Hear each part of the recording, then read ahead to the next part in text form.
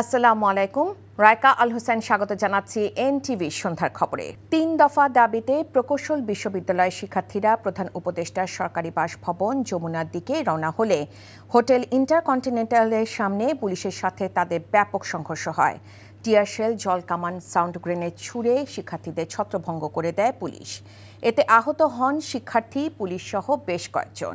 শিক্ষার্থীদের ওপর হামলার ঘটনায় ক্ষমা চাওয়া সহ ৫ দফা দাবি জানিয়েছে শিক্ষার্থীরা। এখনও শাহবাগে অবস্থান করছেন তারা। বিস্তারিত ইফতেখার রেজার রিপোর্টে। পূর্ব ঘোষিত লং মার্চ টু ঢাকা কর্মসূচির অংশ হিসেবে শাহবাগ থেকে প্রধান উপদেষ্টার বাসভবন যমুনার দিকে যাওয়ার পথে প্রকৌশল শিক্ষার্থীদের সঙ্গে পুলিশের ধাওয়া পাল্টা ধাওয়া। ব্যারিকেড ভেঙে শিক্ষার্থীরা সামনে এগিয়ে যেতে চাইলে তাদের ছত্রভঙ্গ করে দেয় পুলিশ। পুলিশের টিয়ারশেল, জলকামানের পানি ও সাউন্ড গ্রেনেডে ছত্রভঙ্গ হয়ে পিছু হটে শিক্ষার্থীরা। পরে গিয়ে শিক্ষার্থীরা শাহবাগে অবস্থান নেয়। এই ঘটনায় সরকারের উচ্চ পর্যায়ের গঠিত কমিটি প্রত্যাখ্যান করে শিক্ষার্থীরা। সেখানে বিশ্ববিদ্যালয়ের প্রতিনিধি রাখতে হবে।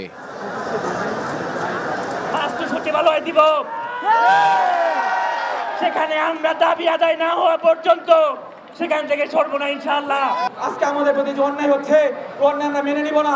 এই অন্যায় মেনে বেঁচে থাকার চেয়ে আমাদের জন্য মৃত্যুই ভালো। কোটার মাধ্যমে আসতেছে, সো কোটা হচ্ছে আমাদের জন্য প্রতিবন্ধক। সো আমাদের যে 3টা দাবি ছিল, 1 নম্বর দাবি হচ্ছে নবম যে কোটা সেটা সম্পূর্ণ বাদ দেওয়া, আর 10ম গ্রেডে ডিপ্লোমাদের শুধুমাত্র যে কোটা। ডিপ্লোমারা কত সহজে গণপূর্ত বিভাগ থেকে বিশেষ ক্যাডার হয়ে যেতেছে, মানে বিশেষ ক্যাডার সম্পূর্ণ পদ দিতেছে। তারা ডিপ্লোমার পোস্ট নিয়ে প্রথমে সাব অ্যাসিস্ট্যান্ট ইঞ্জিনিয়ার হয়। পুলিশ জানায় পরিস্থিতি স্বাভাবিক রাখতে শিক্ষার্থীদের সরিয়ে দেওয়ার চেষ্টা করেছে আইন শৃঙ্খলা রক্ষাকারী বাহিনী। যমুনার কাছাকাছি চলে যায়, মানে এখানে ব্লকেট ভেঙে থেকে এখানে আমাদের যা আছে ভিতরে ঢুকে যায়, একেবারে মাননীয় প্রধান উপদেষ্টা বাসভবন অব্দি চলে যায়। এরপরে আমরা ওখানে বাধা দিই, ওখান থেকে আমরা আস্তে আস্তে ডিসপাস করা শুরু করি। প্রচুর ঢিল মারছে। আমাদের এই যে হাতটা দেখলেন, আমাদের আসলে অবস্থা ঠিক করা আমাদের হচ্ছে। পরে নতুন করে 5 দফা দাবি জানায় শিক্ষার্থীরা। দাবিগুলো না মানা হলে আন্দোলন চালিয়ে যাবার কথা জানায় শিক্ষার্থীরা। স্বরাষ্ট্র উপদেষ্টা জাহাঙ্গীর আলম চৌধুরীকে প্রকৌশল অধিকার আন্দোলনের শিক্ষার্থীদের উপর বর্বরচিত এবং ন্যাক্কারজনক হামলার জন্য আন্দোলনকারীদের সামনে এসে উপস্থিত হয়ে উক্ত ঘটনার জন্য ক্ষমা চাইতে হবে। উক্ত কমিটিকে আমরা প্রত্যাখ্যান করলাম। প্রকৌশল অধিকার আন্দোলনের স্টেক হোল্ডারদের সাথে নিয়ে কমিটি সংস্কার করে পেশকৃত 3 দফা দাবিকে দ্রুততম সময়ের মধ্যে মেনে নির্বাহী আদেশের মাধ্যমে প্রজ্ঞাপন জারি করতে হবে। পুলিশ দিয়ে এই যৌক্তিক আন্দোলনে আর কোন প্রকার হামলা করা যাবে না। অবিলম্বে আমাদের এই দাবিগুলো মেনে নেওয়া না হলে আমরা কঠোর কর্মসূচি দিতে বাধ্য থাকব। শিক্ষার্থীদের আন্দোলন ঘিরে যান চলাচল বন্ধ হয়ে পড়ায় শাহবাগ ও আশেপাশের এলাকায় দেখা দেয় তীব্র যানজট। Iftekhar Reza, NTV news, Dhaka. এ বিষয়ে জানতে যাচ্ছি শাহবাগে। সেখানে আছেন আমাদের সিনিয়র করেসপন্ডেন্ট তামজিদ সুমন। তামজিদ, বুয়েটে ভিসি তো শিক্ষার্থীদের বাসায় ফেরার অনুরোধ জানিয়েছেন, তো কি বলছেন এখন শিক্ষার্থীরা? এই মুহূর্তে আসলে এই শাহবাগে শিক্ষার্থীরা অবস্থান করছেন এবং শিক্ষার্থীরা যেই অবস্থায় আছেন সেই আন্দোলনই করছেন। সন্ধ্যার নামার ঠিক আগে আগে আসলে বুয়েটের যে ভিসি তিনি এসেছিলেন এবং তিনি আসার পরে শিক্ষার্থীদের সাথে কথা বলেছেন।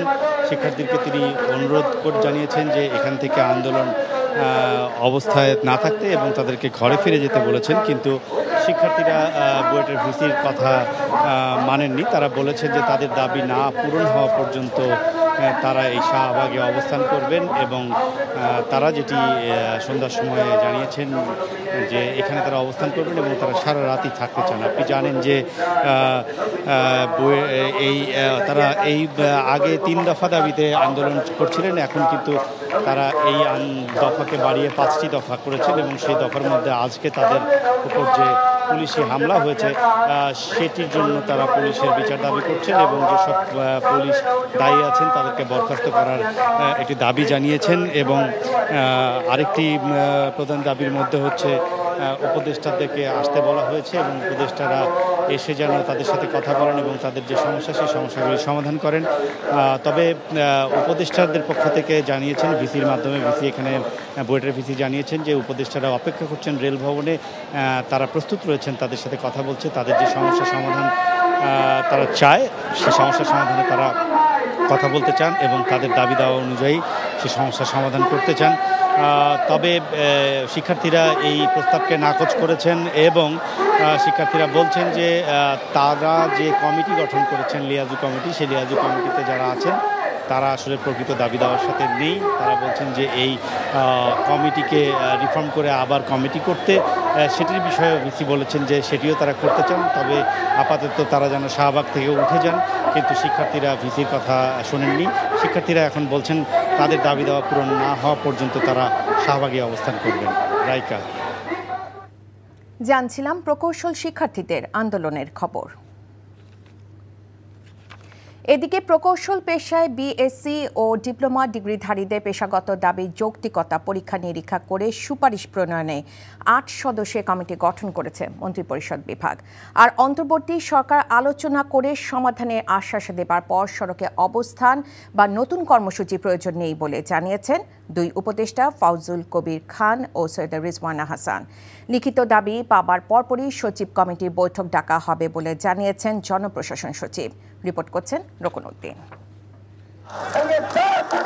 ইঞ্জিনিয়ারিংয়ে বিএসসি ডিগ্রি ছাড়া প্রকৌশলী পদবি ব্যবহার না করা, নবম গ্রেডের চাকুরিতে নিয়োগ না দেয়া সহ ৩ দফা দাবি আদায়ে রাজধানীর শাহবাগে সড়ক অবরোধ করে মঙ্গলবার থেকে আন্দোলন করছেন বুয়েট সহ প্রকৌশল বিশ্ববিদ্যালয়ের শিক্ষার্থীরা।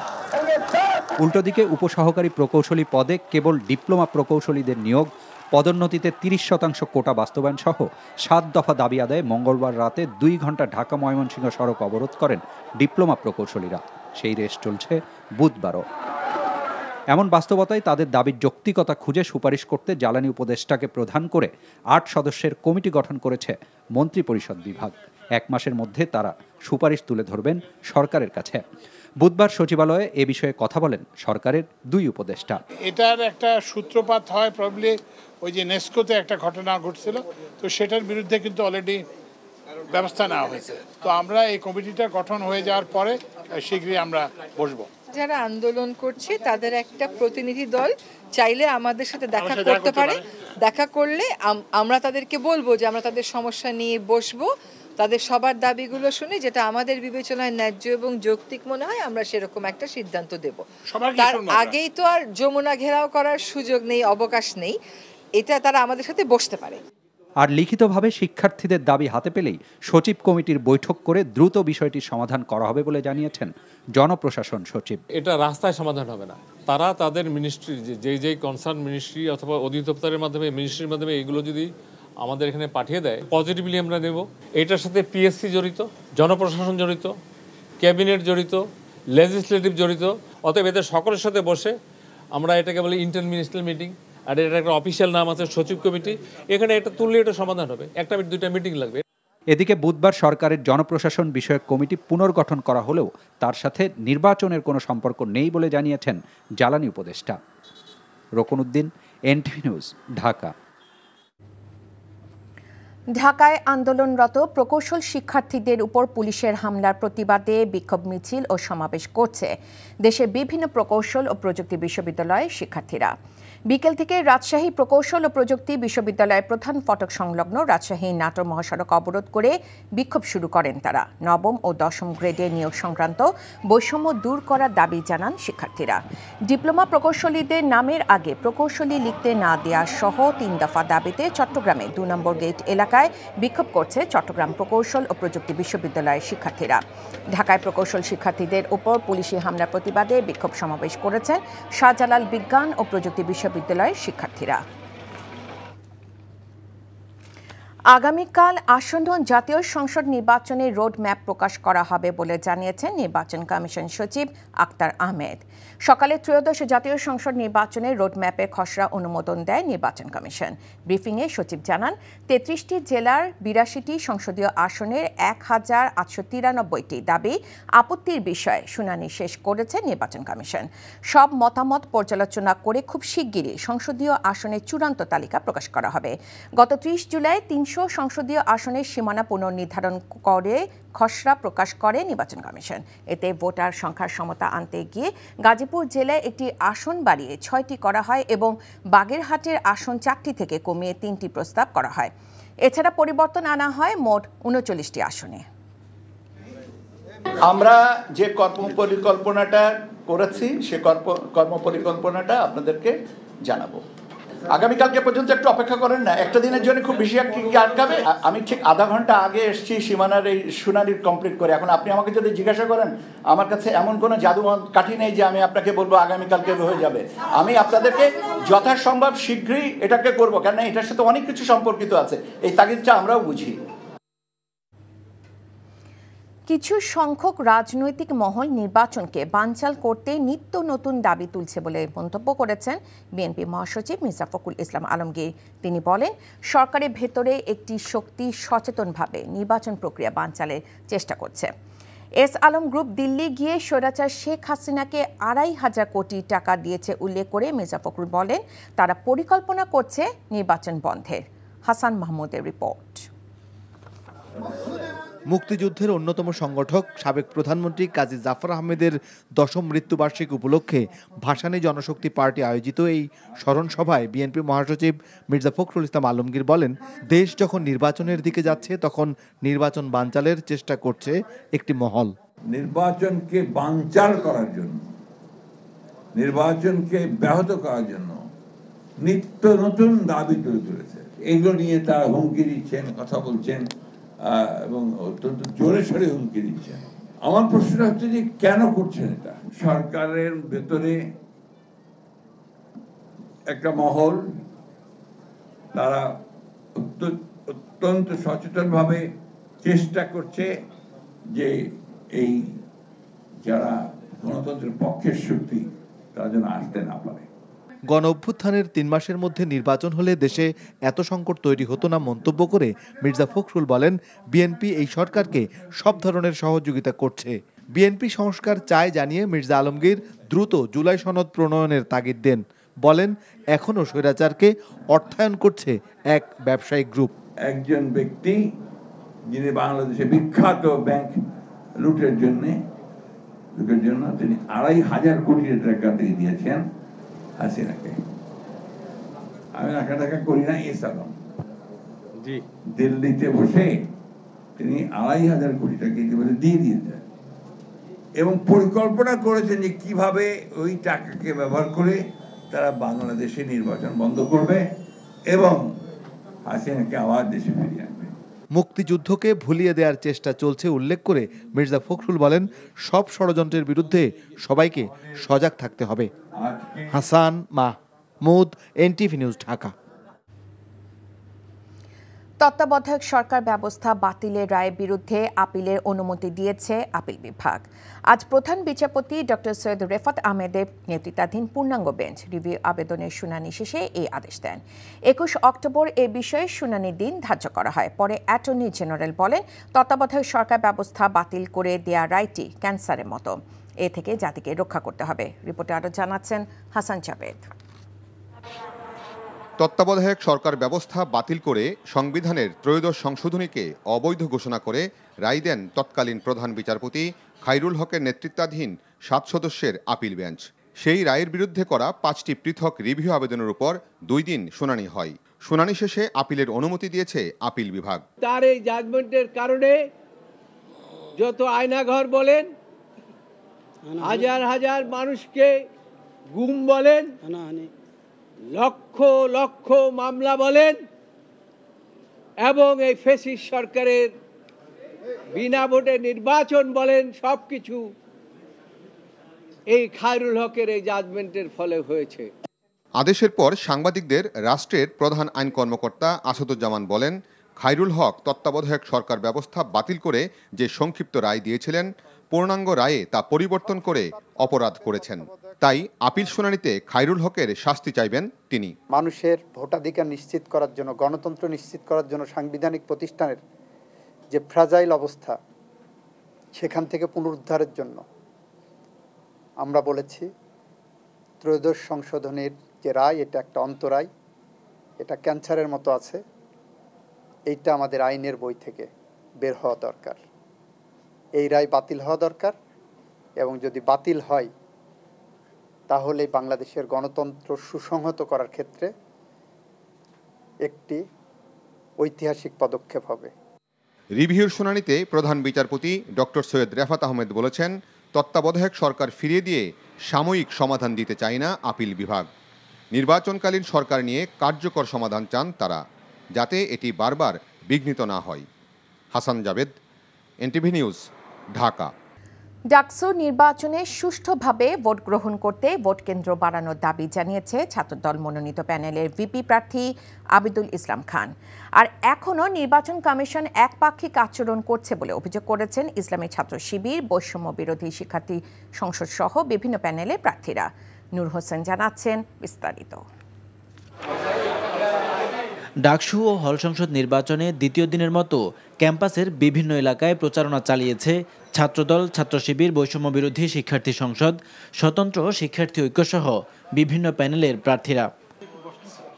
নির্বাচনের ভোটকেন্দ্র বাড়ানো, অনলাইনে অপপ্রচার প্রতিরোধ সহ বেশ কিছু দাবিতে চিফ রিটার্নিং কর্মকর্তার কাছে আবেদন জানান ছাত্রদল সমর্থিত প্যানেলের প্রার্থীরা। বিউটি অফ ডিউ ক্যাম্পাস সহ এই পেজগুলো অনবরত বিভিন্ন প্রার্থীদের সম্পর্কে প্রপাগান্ডা ছড়াচ্ছে, যেটা কোনোভাবেই নির্বাচনের মাঠকে যে আপনার শান্ত রাখার কোনো প্রমাণ মেলে না।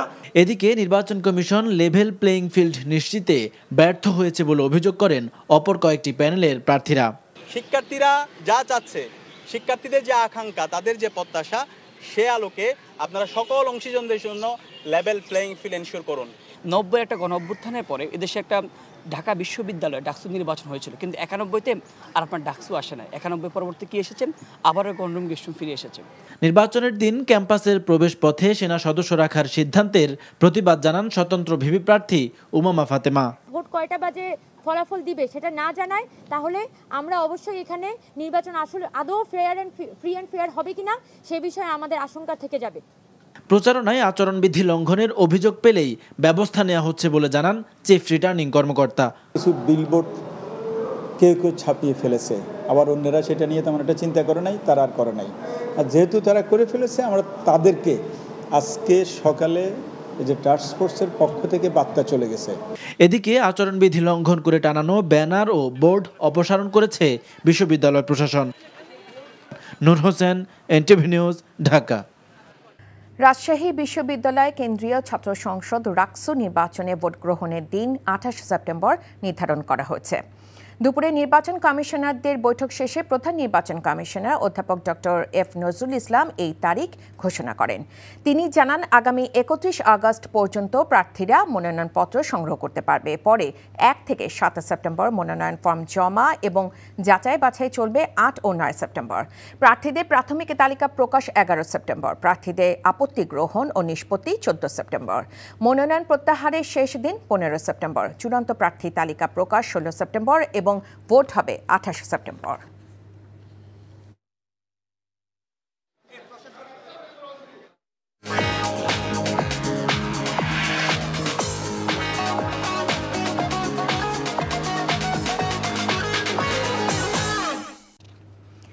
মার্কেন্টাইল ব্যাংক অর্থনীতির খবর।